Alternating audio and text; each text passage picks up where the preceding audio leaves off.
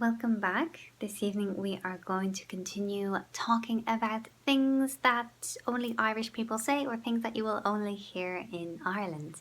In the English language, of course, but things that Irish people specifically say.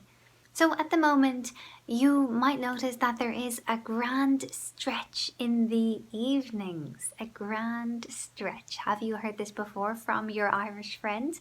Well, we were talking about grand before, which can mean okay or fine or good, or sometimes even great. In this case, it means nice or lovely. And a stretch in the evenings, well, you can imagine it means the extended daylight hours that naturally occur as we move from winter into spring. So at this stage now in early February, I think the days are lengthening. Well, it depends on where you are, but in Ireland anyway, they're lengthening probably by a couple of minutes every day. So the evenings, I don't know why we focus only on the evenings, because the mornings stretch as well. But I guess it's more noticeable in the evenings after you come home from work. You're not coming home in the complete darkness of December anymore. You can still have a bit of daylight after you reach your home. I suppose we focus on it more in Ireland because there's such a big difference at our latitude and other latitudes more northerly as well, even more so. Such a difference between December and June, between the shortest day and the longest day. So it's definitely a big thing to celebrate when the evenings start stretching out.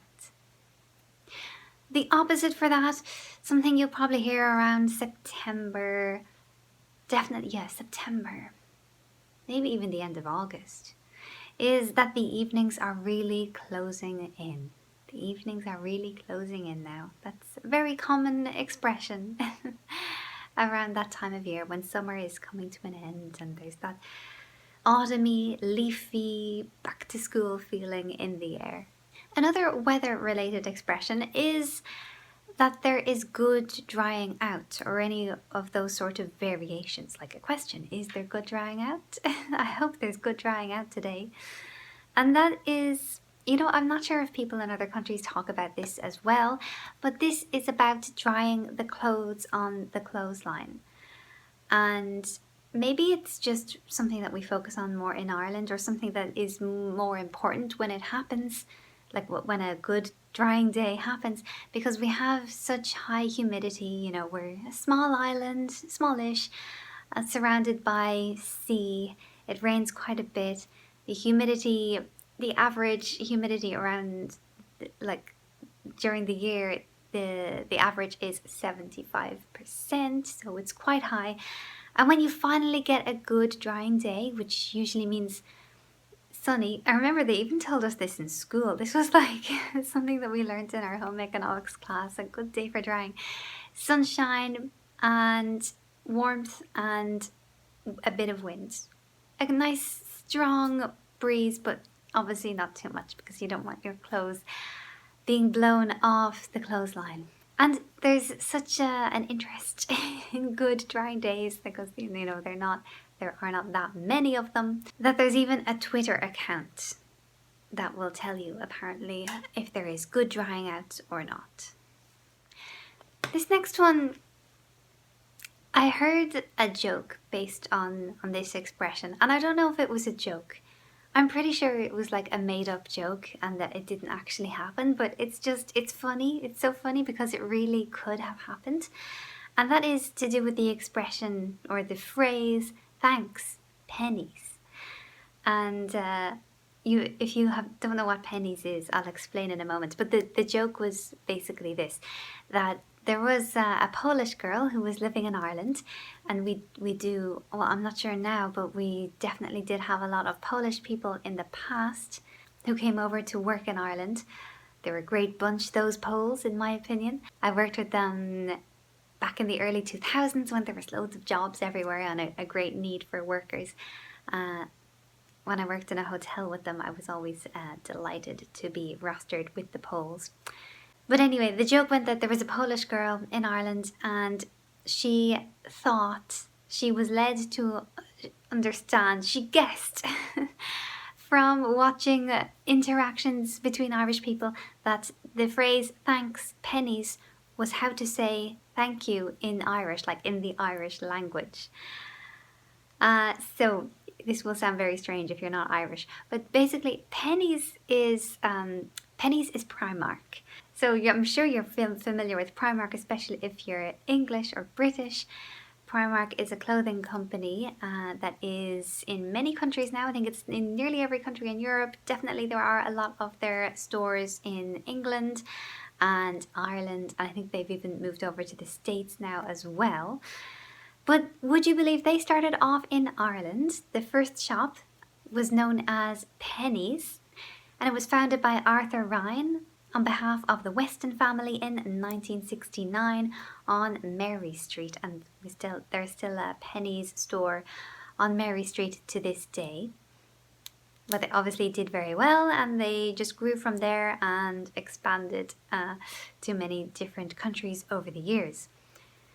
And the reason they're called Penneys only in Ireland and Primark worldwide is because J.C. Penney had already registered the name like in Europe, so they couldn't use it. They couldn't use the name Penneys outside of Ireland, so they just kept it for Ireland, and then they changed it to Primark for their international operations.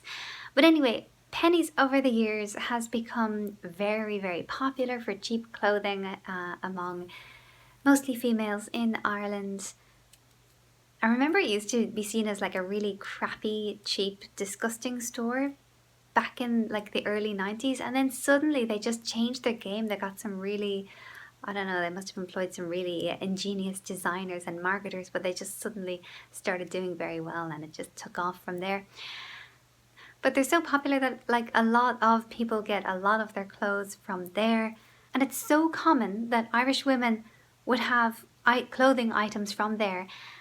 And also that they would be very happy about their purchase. They would be extremely pleased with how cheap the item they bought was, that when they received a compliment, for example, if someone said to me, "Oh, I love your scarf," then I might say, "Thanks, Penneys." As in, "Thank you. Oh, I got it in Penneys." Isn't it amazing that something so beautiful can be so cheap in this shop, basically? I think that's what we really mean to say when we say thanks, Penneys, because it's I think Irish people are not very secretive about where they get their clothing. Like they're not really interested in having mystery about where they bought the clothes, like trying to pretend they're expensive or something. You know, if they find a bargain, they're just kind of really happy and want to tell people. So maybe their friends could go and buy the same thing or a similar thing as well. So if you overhear a conversation of Irish women and someone says thanks, Penneys, you can probably understand what is going on now. Another phrase with a little bit of history behind it as well is the order "get up the yard." Get up the yard, which sometimes might be said kind of running more together, sounding in the end more like "ger up the yard." Ger up the yard. If said with a Dublin accent and at a faster speed. And get up the yard can mean a couple of different things depending on the situation. So it can mean, we say it in response to someone. It can mean like, "I don't believe you, what you're talking is just rubbish, nonsense." Or it can mean like, "go away," if you're ordering someone to get away. Or it can also be said kind of in shock to disagree with someone, which is kind of similar to the nonsense idea. And apparently, I looked this up online to see where it had come from. Apparently, the earliest usage can be traced to a primary school in Dublin. And in the 1960s, it was a command from the older students who were looking after the younger students to get up the yard. In other words, get back up the yard away from the part where the yard was near the road. And somehow it just took off from there. So very, very interesting, strange history, but I think it's interesting. Get up the yard. It literally was about ordering people to get back up the yard. The next one, acting the maggot. If your Irish friend tells you to stop acting the maggot, it's actually kind of similar to get up the yard, because we can say it to people when we want them to stop being silly, or stop messing around, or if somebody has work to do or something serious to do and they're kind of not really taking it seriously or just messing around or doing something unproductive, you might say stop acting the maggot and start working. And get back to work or something like that. You can also use it about objects, like for example you could say my computer is acting the maggot, it keeps turning off every time I turn it on, or something like that. Arseways. Arseways. This is a bit of a funny word, but it means like all wrong or in the wrong position or the wrong way, out of shape, something is not working out right. You can use it about a couple of different things, like I tried to bake a cake but it all went arseways on me. I tried to type using the typewriter and it all went arseways on me. I tried to build a table from IKEA and it all went arseways on me. So really, things are not going to plan. They're not going very well if they're going arseways.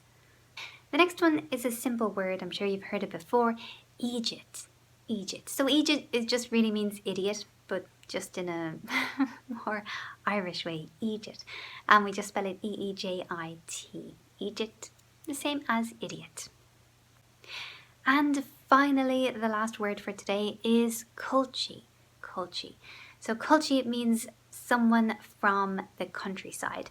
There are kind of a couple of different opinions on exactly what it means, because some people think that it means, well, usually people in Dublin sometimes can think that it means anyone not from Dublin. So anyone from anywhere else in Ireland is a Culchie. Even if they live in another city in Ireland, they're still a Culchie. And other people say it's more like anyone who lives in the countryside who does not live in a city or a large town. They are a Culchie. So a little bit of disagreement on that, but I would go more with the opinion that it's just someone from the countryside. A country bumpkin. A Culchie. Well, I hope you enjoyed these Irish Hiberno-English words and phrases. We'll be doing a couple more very soon, and in the next episode we will be talking about drink! So I'll see you soon and take care until then.